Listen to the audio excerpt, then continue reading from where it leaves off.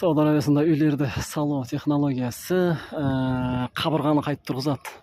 Мына үйлер, мысалы, қараңыздар, қалай тұрғызған бұлар. Жақынырақ қаратсам, қабырғалары жұқа бұлардың. Қабырғалары жарты деп айтамыз ғой біз тілімізбен. Шлакоблоктың өлшемінде мына қызыл кірпіштер ұзыннан қояды оны. Ұзыннан қояды да тез арада тұрғызып тастайды. Арабтарда үй соғуға көп бетон кететін шығар, жаңағы фундаментіне, жаңағы астында бірінші фундамент қоймай жатып, жеріне жаңағы не төсеп алады бетон.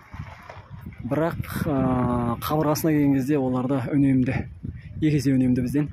Өйткені олар қабырғаны жұқа қылып тұрғызады. Бұларда суық жоқ, сол үшін бұлар жұқа қылып тұрғыза береді.